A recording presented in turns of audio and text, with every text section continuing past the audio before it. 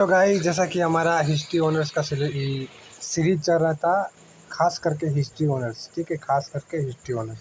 तो जैसा कि हमारा कोर 11 कोर 12 और DSC 1 DSC 2 का यानी कि चारों पढ़ना है सेमेस्टर 5 में, ठीक है। तो हिस्ट्री ऑनर्स जैसा कि हमारा आज का क्या टॉपिक है, तो बॉक्सर विद्रोह, जो कि कौन सा कोर से है, तो कोर 12 का है, ठीक है। कोर 12 का बहुत ही इंपॉर्टेंट क्वेश्चन है बॉक्सर विद्रोह। तो वीडियो को अंत तक देखना, इसमें पूरा बॉक्सर विद्रोह क्या था और इसके क्या क्या कारण थे और मुख्य मुख्य कारण क्या क्या था, सभी को हम पूरा डिटेल्स में हम चर्चा करेंगे। तो वीडियो को अंत तक देखना, बहुत ही मज़ा आने वाला है। सही, आपको क्या लग रहा है कि बॉक्स मतलब बॉक्सिंग मारना, मतलब कुछ ऐसा लग रहा हो कि बॉक्सर मतलब कि मारना, ठीक है, बॉक्स से मारना, बॉक्सर मतलब मुट्ठा मुक्का से मारना। तो अब ऐसा आप एक्सप्लेन कर सकते हैं अपना दिमाग में। तो देखिए क्या हुआ, आप खाली मेरे बात को ध्यान से सुनिएगा। चीन के इतिहास में बॉक्सर विद्रोह का अत्यंत महत्वपूर्ण स्थान है, ठीक है, एक महत्वपूर्ण स्थान है। ये विद्रोह ई हो चुआन, ठीक है, ई हो चुआन या फिर अटूट भ्रातृत्व नामक एक गुप्त संस्था से संबंधित था। देखिए संस्था का नाम ही देखिए, ई हो चुआन, बस यही याद रखना है, ठीक है। ये एक संस्था था, इस संस्था से संबंधित था, एक गुप्त संस्था था, ठीक है। यही गुप्त संस्था से संबंधित ये बॉक्सर विद्रोह था, बस इतना जान लीजिए। इस संस्था के सदस्यों का विश्वास था कि शक्ति व्यक्ति के हाथों में नहीं थे, ठीक है, व्यक्ति के हाथ में शक्ति है, जो हकीकत बात है। संभवतः ये इनकी संगठनात्मक शक्ति की महत्ता पर विश्वास का प्रतीक था, ठीक है। इस संस्था का मानना था कि शक्ति व्यक्ति पर निहित है। इस संस्था के सदस्यों ने चीन की परिस्थिति को अवलोकन किया, चीन का जो परिस्थिति था तभी उसको समझा बूझा, उसके बाद एक निर्णय लिया। वो निर्णय को आपके सामने हम समझ आप प्रस्तुत करेंगे, ठीक है। तो अवलोकन किया करते हुए 1899 ईस्वी में अंत में क्या हुआ कि वही निर्णय लिया और अंत में विदेशियों को एक विदेशी विरोधी अभियान किया। मतलब कि विदेशी जो वहाँ पे चीन में था उसके खिलाफ एक अभियान किया गया। किसके खिलाफ? उसके खिलाफ जो वहाँ पे विदेशी थे, ठीक है। तो क्या हुआ कि मुक्का मार कर विदेशी को बाहर निकालने की भावना के कारण इस अभियान को बॉक्सर विद्रोह कहा गया। जैसे कि आपको हम बताएं, बॉक्सर तो नाम से ही पता चल रहा है कि मुक्का मुक्की मारना। तो मुक्का मार कर विदेशियों को बाहर निकालने की भावनाओं को कारण इस विद्रोह को बॉक्सर विद्रोह कहा गया, ठीक है। समझ गए? बहुत ही हल्का समझाएंगे, ऐसा समझाएंगे कि आपके दिमाग में बैठ जाएगा, ठीक है, आपको पूरा नंबर उठेगा, ठीक, बस ध्यान से सुनना। अब चलिए हम बात करेंगे इसका कारण, क्या कारण था कि बॉक्सर के कारण। जैसा कि आपको अभी हम बताएं बॉक्सर कारण क्या होगा, अंदाज़ा लगाइए। अभी हम आपको इसका विषय क्या बताएं, क्या था बॉक्सर विद्रोह होता है। कहीं ना कहीं आपको क्या लगा, विदेशी, कहीं ना कहीं विदेशी विरोधियों को भावना के कारण ये विद्रोह का कारण बना होगा, कहीं ना कहीं। ये तो आप थोड़ा समझिए। अभी जैसे बताएं आपको, देखिए पहला नंबर, देखिए पहला कारण विदेशी विरोधी भावना के कारण, ठीक है। तो चीन में पश्चिमी साम्राज्य, जो पश्चिमी साम्राज्य चीन कहाँ है, पूरब में है, पूर्व पश्चिम में है।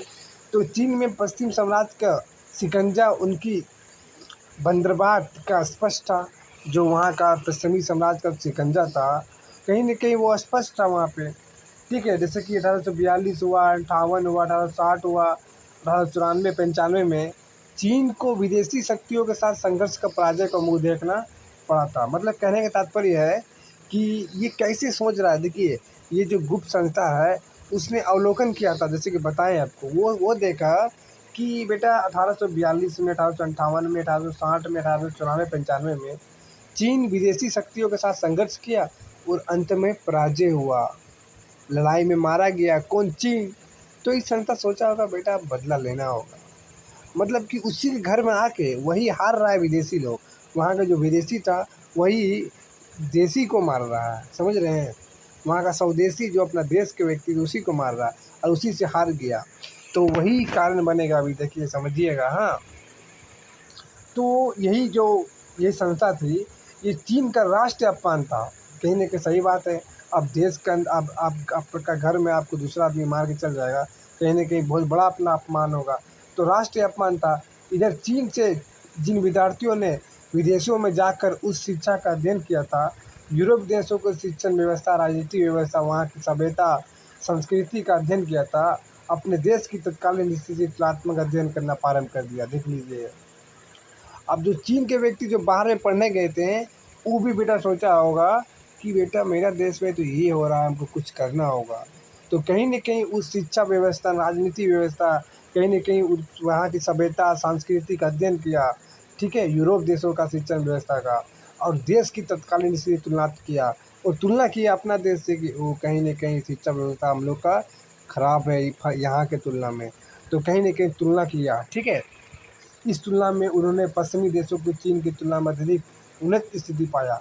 वो देखा कि चीन कहीं न कहीं पश्चिमी देशों की तुलना में पिछड़ा हुआ है, ठीक है, पिछड़ा हुआ है। तो इन्हीं कारणों का मनन करने के पश्चात इस वर्ग ने इसके लिए पश्चिमी साम्राज्य भावना को दोषी पाया और अंततः विदेशियों को देश से बाहर निकालने का प्रयत्न किए गए और सुधार योजना आंदोलन प्रारंभ किया गया और देश से विदेशियों को बाहर निकालने का एक प्रयत्न किया गया, योजना बनाया गया।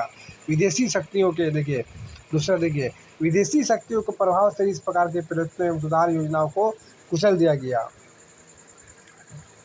जो विदेशी शक्ति के प्रभाव से इस प्रकार के प्रयत्नों को सुधार योजना को कुचल दिया गया। देखिए, इस योजनाओं को ही कुचल दिया गया, ठीक है। अतः अब चीनी को विश्वास हो गया कि चीन के विकास में विदेशी शक्तियां रोड़े अटकाने के कार्य कर रही है। अब समझ में आ रहा है कि कहीं न कहीं चीन के विकास में ये जो विदेशी लोग थे वही अड़चन बना रहे थे। अब समझ में आया पूरा चीन वाले को, यही संस्था का कार्य था। देखिए, ये यदि नहीं सोचता ये संस्था इस तरह कार्य करने का, तो क्या होता चीन का। चीन में विदेशी विरोधियों की भावना उफान खड़ा हुआ। अब धीरे धीरे विरोधी जो जितने भी विदेशी लोग थे, अब पूरा डर गया। अब आग तरफ फैल गया कि अब विदेशियों को भगाना है, मुक्का मार के भगाना है, ठीक है। तो चीन में सिर्फ एक नारा गूंजने लगा, देश को बचाओ, विदेशियों को नष्ट करो। अब देश में क्या होने लगा, एक नारा उत्पन्न हो गया और नारा का नाम क्या था, देश को बचाओ और विदेशियों को नष्ट करो। नारा उत्पन्न हो गया और विदेशी लोग डरने लगे, भागने लगे, ठीक है। देखिए कितना भयंकर वाला बात था, ठीक है। अब देखिए दूसरा कारण क्या था, ठीक है। दूसरा कारण सरकार की निर्बलता, चीनी सरकार की निर्बलता। जैसे कि अभी बताएं हम, यदि कहीं न कहीं वो संस्था अकेले ही पूरा कार्य कर रहा था, ठीक है, वो पूरा संस्था अकेले कार्य कर रहा था। चीनी सरकार मतलब क्या ही बोले, चीनी सरकार तो चीन में शासन कर रही मंचू सरकार, कहाँ देखिए तभी वहाँ तो मंचू सरकार था, बेकार रहा तभी। मंचू सरकार ने जिस प्रकार चीन की आंतरिक विद्रोह को दमन करने के लिए विदेशी शक्तियों का आश्रय लिया था, देखिए सोच लीजिए भाई, बहुत बड़ा झोल है। चीन में है कौन सरकार, मंचू सरकार, और जो विदेशी लोग आया था वो क्या किया, उसके साथ मिल गया, विदेशी और चीनी सरकार मिल गया, ठीक है। विदेशी का जो शासक था, जो नेता था, उस शक्ति था, वो मिल गया और दोनों मिलकर जो वहाँ के स्थानीय विद्रोह हुआ करता था उनको दमन कर रहा था। सोच लीजिए, चीन को विदेशियों को दमन करना चाहिए था, उल्टा हो गया। सोच लीजिए, उसने मंचू सरकार की निर्बलता को स्पष्ट कर दिया गया। चीन में ये आवाज़ उठने लगा कि जिस सरकार का विदेशियों से गठबंधन हो उसे सत्ता में रहने का कोई अधिकार नहीं। सही बात है, हम पूरा समर्थन दे रहे थे, पूरा एकदम सही बात बोला एकदम, यहाँ पे एकदम राइट बात बोला। विदेशियों से गठबंधन हो उसे सत्ता में रहने का कोई अधिकार नहीं है, ठीक बोला। सरकार की निर्बलता उस समय भी अधिक स्पष्ट रूप से सामने आई जब चीन के 6 प्रांतों में भीषण अकाल पड़ा। यालू नदी के किनारे एक गांव बाढ़ की चपेट में आ गया और बाजारें एवं गेहूं की फसलें नष्ट हो गया। सरकार अकाल पीड़ितों की सहायता करने में पूर्ण असफल रहा।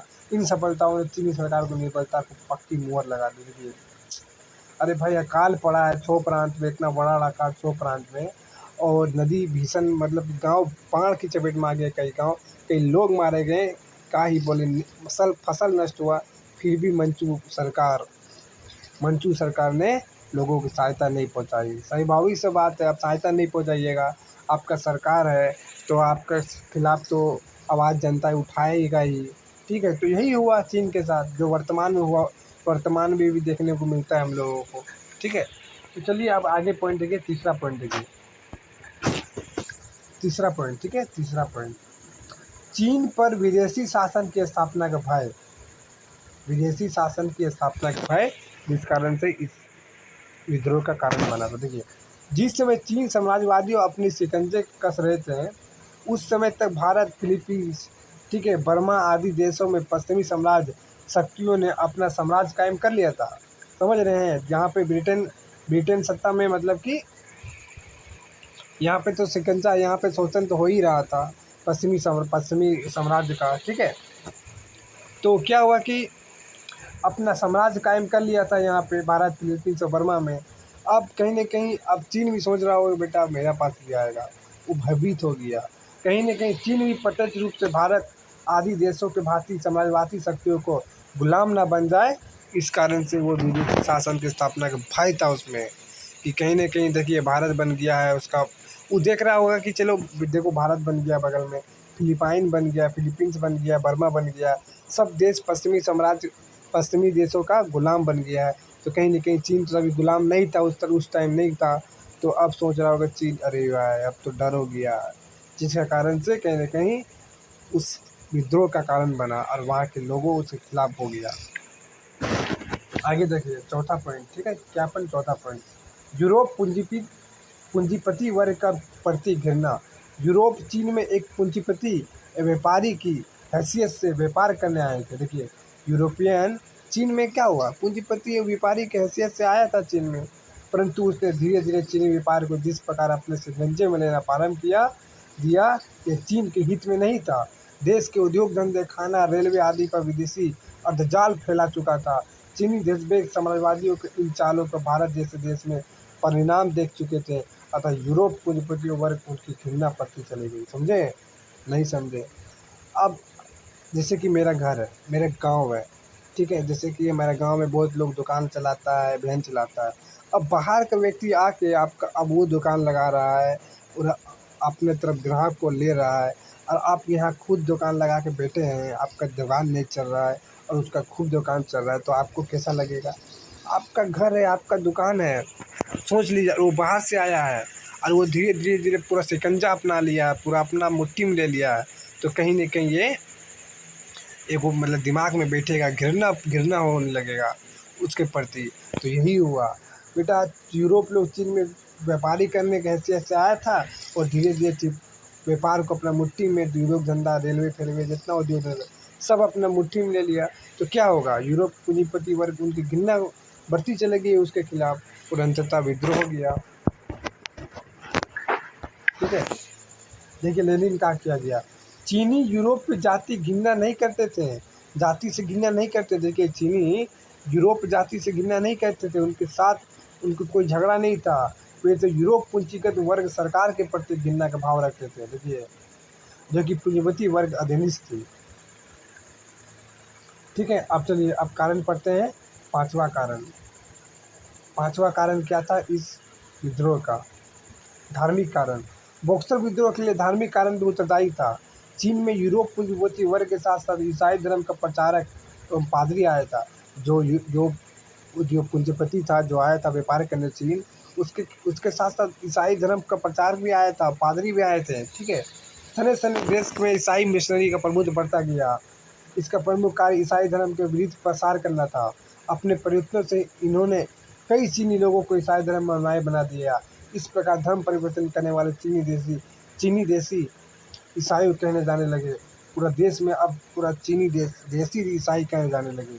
जिन विदेशियों से अतिरिक्त सुविधाएं प्राप्त होती थी, ईसाई धर्म अंगीकार कर लिए जाने से इसे ईसाई समाज में प्रतिष्ठा भी मिल गई थी। अतः चीन की प्राचीन संस्कृति की सभ्यता, परंपरा और रीति रिवाजों को खंडन प्रारंभ कर दिया। देखिए चीन में क्या था, चीन में तो पहले बौद्ध धर्म था। तो क्या हुआ कि अब जो पादरी आए वो धीरे धीरे पूरा फैलते गए और यहाँ के चीनी लोग धर्म परिवर्तन करने लगे।